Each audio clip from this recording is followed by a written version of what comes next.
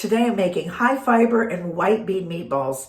These are some of my favorites. They're easy. You can use any meat you'd like and sometimes any bean, but today I'm using chicken and white bean, and I'm doing it in a red sauce and with roasted tomatoes and serving it with broccoli, but you could put it over high fiber pasta. You could make a meatball sandwich, serve it over a bed of spinach. There's a ton of ways you can do this. Let's dive in.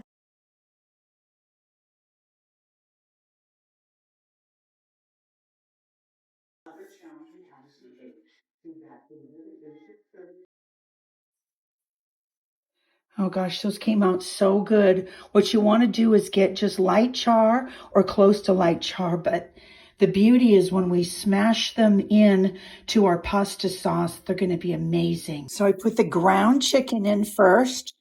I use about a pound of lean organic. I'm preheating the oven because the meatballs are going to go in there after I pan cook them just a little bit. They're going to go in the oven to bake.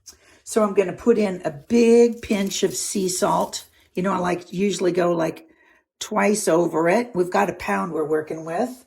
And then we've got a huge pinch of pepper. That's probably like a quarter of a teaspoon. And then I've got a half a teaspoon of oregano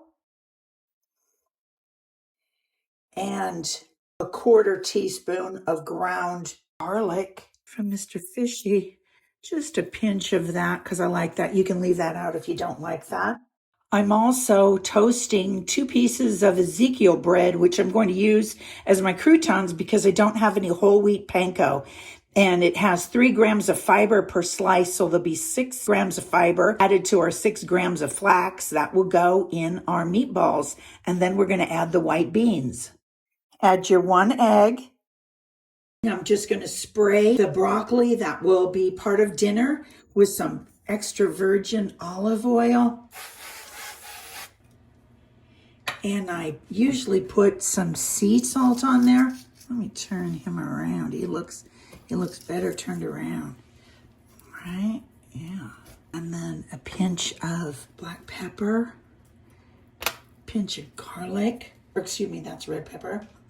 And then just a little pinch of garlic powder, kind of a dirty fingers there. Just a little sprinkle of that. And I think I'm gonna hit it again with some olive oil. And that's gonna roast in the oven at 400 for about 20 minutes. We're gonna add some fresh torn basil and then just kind of tear it up. I like it looking just kind of rough and organic. It's prettier sometimes just being all ripped up.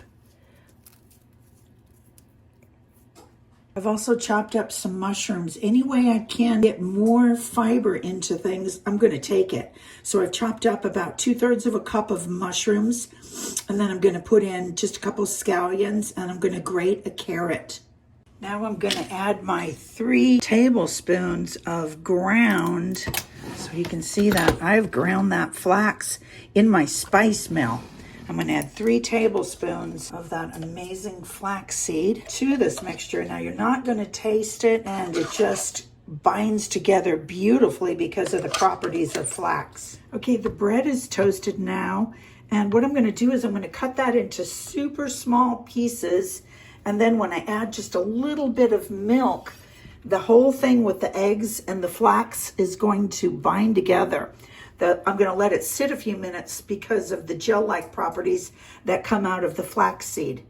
And that equals about 1 cup of breadcrumbs, and I'm going to add that into the mix.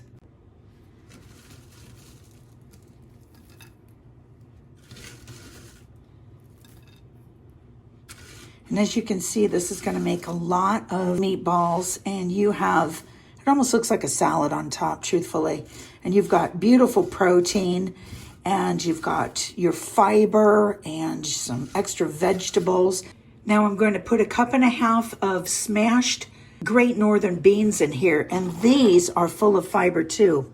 This, for 1/2 cup serving, has 6 grams of fiber. So we are increasing that fiber to just a wonderful level for your body. So that will help give it moisture as well.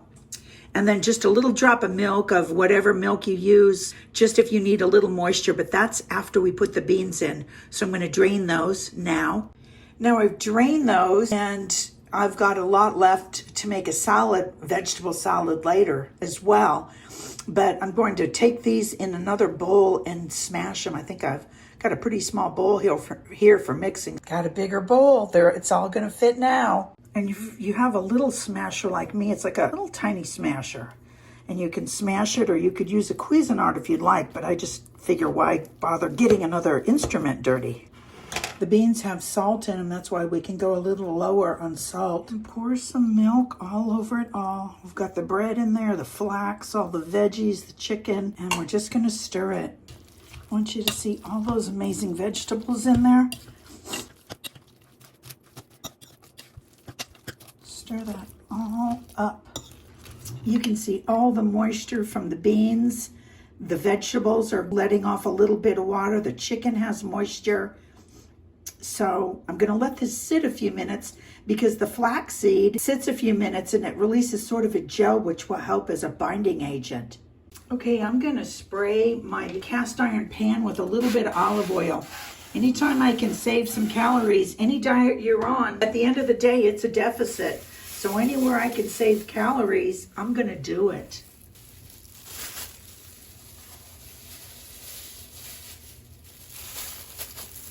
I have tons for leftovers, beautiful sandwiches. Into the oven. That pizza stone needs some help, doesn't it?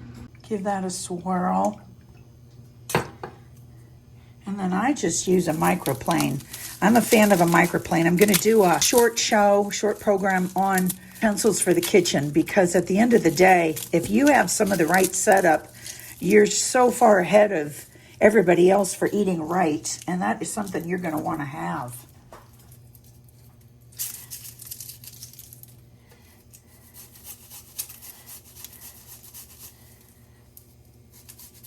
I don't peel them. And 4 might be too hot.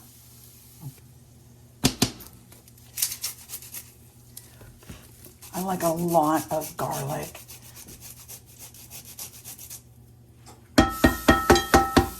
That's not even enough, but that's what we're going to use. I'm going to throw in some pepper and some salt and some red chili flake. And we're going to stir that and just let that kind of open up a second.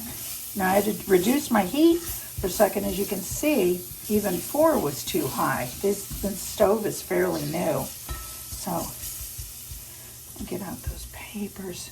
See, because I use a microplane, I get kind of a little bit of the stuff left because I go straight in on it. Okay, so that's the oil going.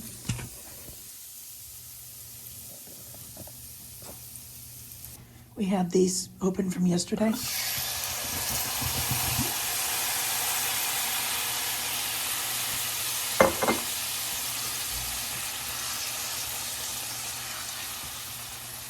There, that cooled the pan down. Now I'm going to take it up a little bit more so we get a real friendly boil on it. Light boil, light saute, not even a saute. What does tomato sauce really do? It just cooks. And I'm going to grab some basil. You want to get this pretty hot because those tomatoes are not tomato sauce. They are just fresh tomatoes out of a can that we opened the other day in one of my earlier videos. So it's just canned tomatoes chopped, which I love. Remember to buy BPA-free liners on your cans if you can find them. Or even in a perfect world, you know what would be better? Glass.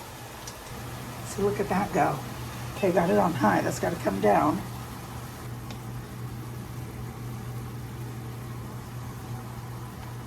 The basil in the winter is really small, so you gotta kind of use a lot of it. And it's got a lot of stems. You're like, okay, but you've got baby leaves and lots of stems.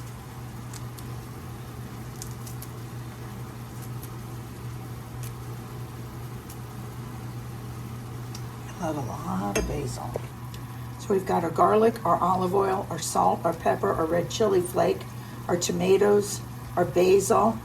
Basil starts wilting right away, but I want those tomatoes to, I don't need a tomato to cook for 5 hours to enjoy it. I've had a lot of that sauce in my life, and some of it's just like the whole cook to death thing is not my thing. I really prefer fresh flavors. I turned that down just a little bit. It was getting a little fiery, and I'm just gonna set in our tomatoes that we roasted today, and we're just gonna let the stem fall off that. And we're gonna cook this for about 8 to 10 more minutes on low, let everything get warm. The tomatoes on top have been cooked through. Those are just an added bonus. So as you can see, I've got the tomatoes, a couple of them taken off the vine, and they're incorporating, but I am actually leaving 2 or 3 with the stems on because I love eating them that way with just some fresh Parmesan on them. To me, that is like beautiful. So that's what I'm going to keep on. I love the look of it. A few more minutes on the sauce. The meat and bean balls have a few more minutes.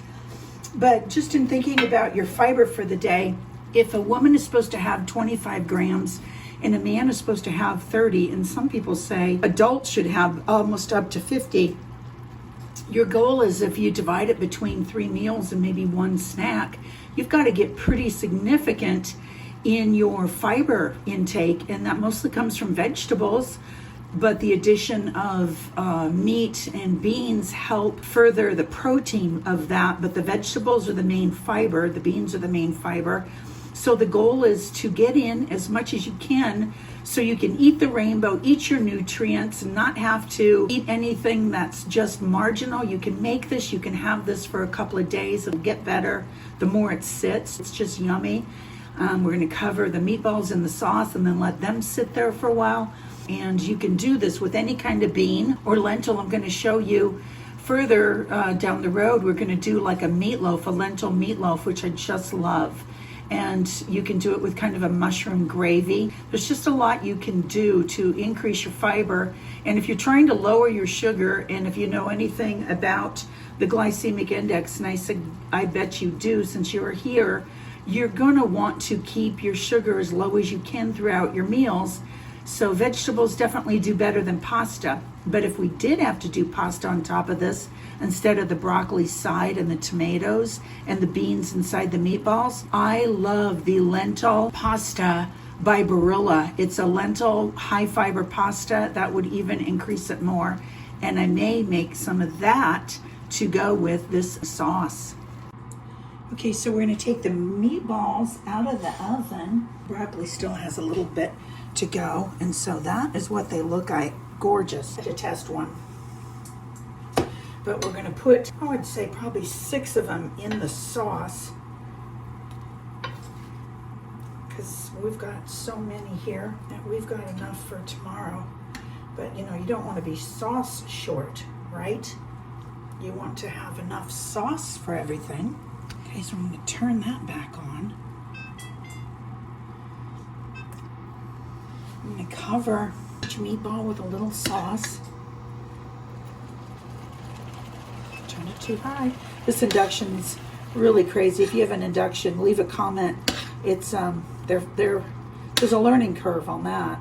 So you just want them to cook in this little bath. They're going to absorb more of the sauce. So lovely. Remember, we got our broccoli cooking too. You've got a carb, a high fiber carb with a low glycemic load on your body, a low glycemic spend. And then you've got, I always add Parmesan and even more red pepper.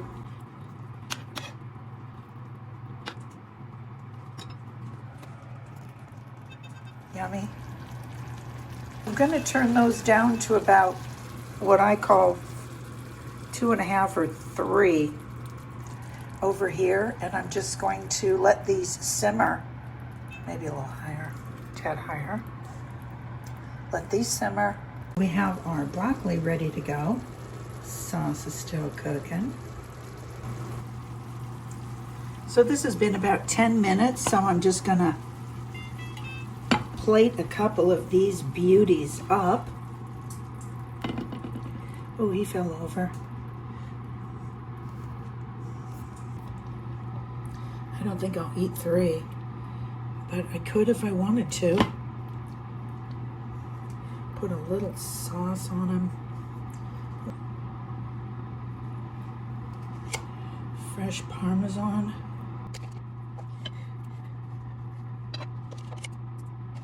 You've got fiber from your broccoli, fiber from your flax, fiber from your tomatoes, your flaxseed, your beans. It's just really a very lovely meal.